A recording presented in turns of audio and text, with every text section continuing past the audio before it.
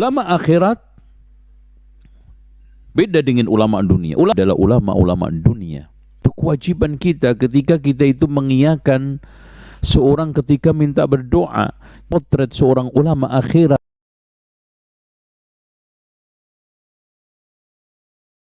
Wa qala ta'ala walladzina ja'u min ba'dihim yaquluna rabbana ighfir lana wa li ikhwanina alladhina sabaquna bil iman wa la taj'al fi qulubina ghillan lil ladzina amanu rabbana innaka ra'ufur rahim. Ini prinsip ulama akhirat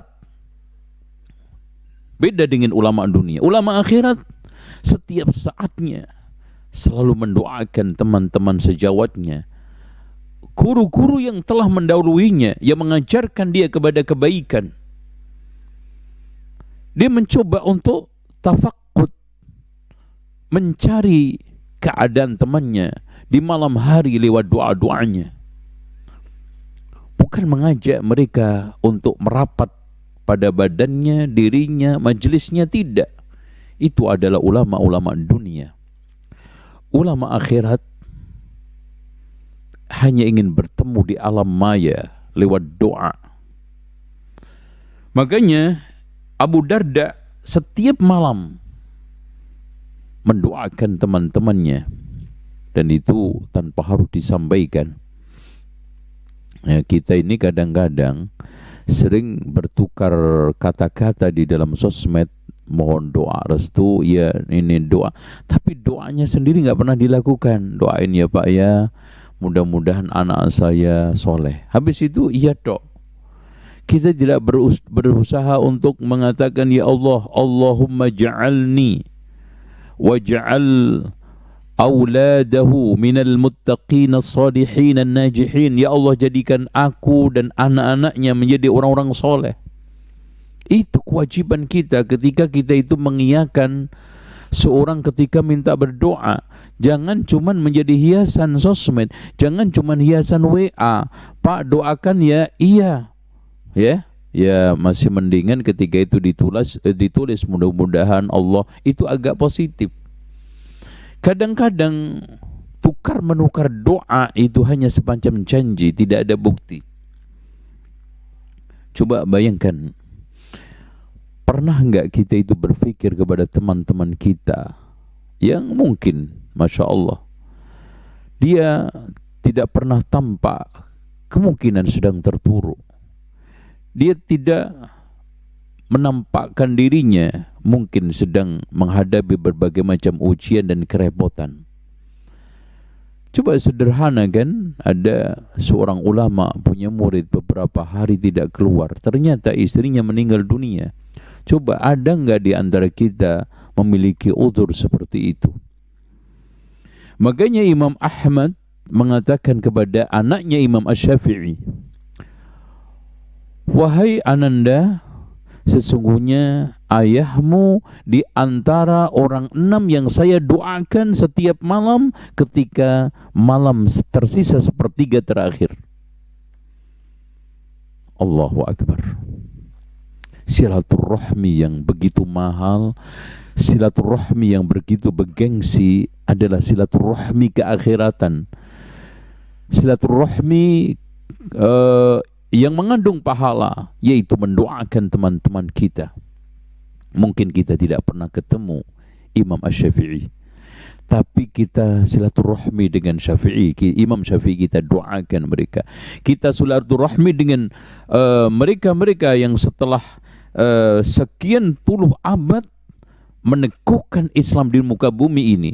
Dari mulai Rasulullah SAW, Abu Bakar, Umar, Utsman, dan seluruh ulama Islam, dengan satu doa yang sangat simpel kan, Rabbana ighfir lana wa li ikhwanina alladhina sabaquna bil iman wa la taj'al fi qulubina ghillan lil ladzina amanu, dan seterusnya itu.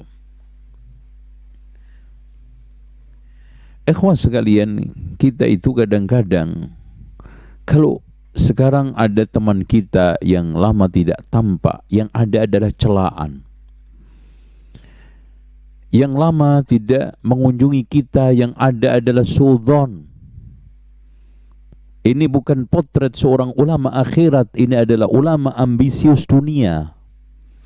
Ulama akhirat yang dipertajam adalah mendoakan teman-temannya lewat sujudnya, lewat tahajudnya, lewat waktu-waktu mustajab ketika dia mengadu kepada Allah Subhanahu wa ta'ala, agar teman-temannya kuat di dalam berdakwah, agar teman-temannya kuat di dalam menegakkan syariat, menyampaikan ilmu.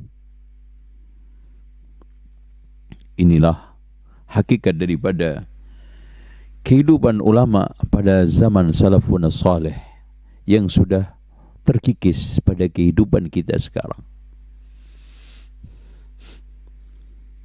Wal amrul farik bainal fi'atain, perbedaan yang sangat tajam antara ulama dunia dengan ulama ul akhirah, anna ulama ad-dunya, ulama dunia yanduruna ila ri'asa fiha, melihatnya adalah ketenaran, kedudukan, eksistensi di tengah jamaahnya, pengakuan makhluk, bukan pengakuan khalik. Wa yuhibbuna kathratal jam'i, dia senang pengikutnya banyak. Kalau dikelilingi oleh jamaah, dikitari oleh planet-planet kecil, karena dia menempatkan planet besar bak matahari, wasana'i, dan pujian.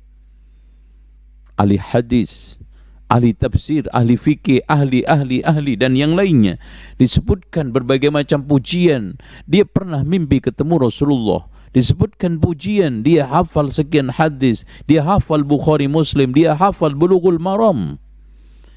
Wa yuhibbuna kasratal jam'i wa thana, kata Imam Ibnu Al-Jauzi.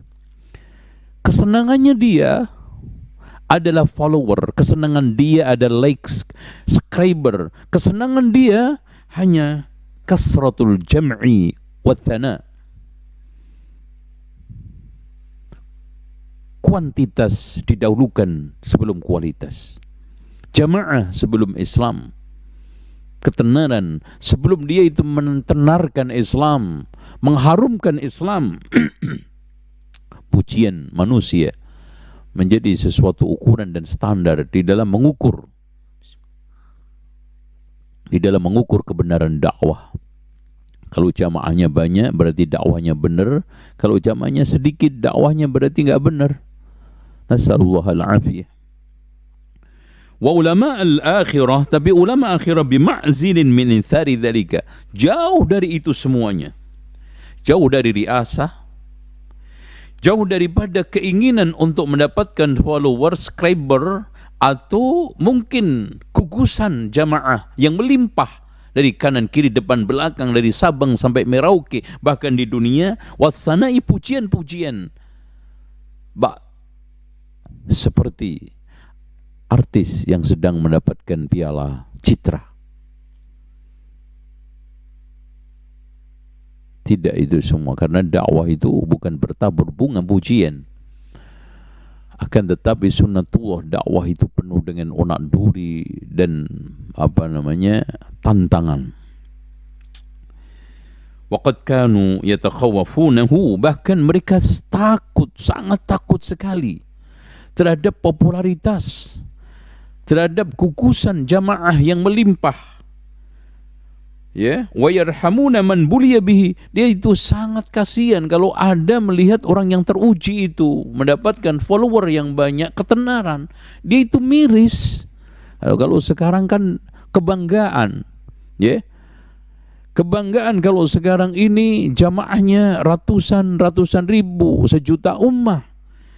Beda dengan ulamaul akhirah, takut. Makanya wa kana an-Nakhai la yastanidu ila sariyatin, Imam An-Nakhai itu tidak pernah duduk-duduk di masjid, takut ada jamaah yang rubungi dia.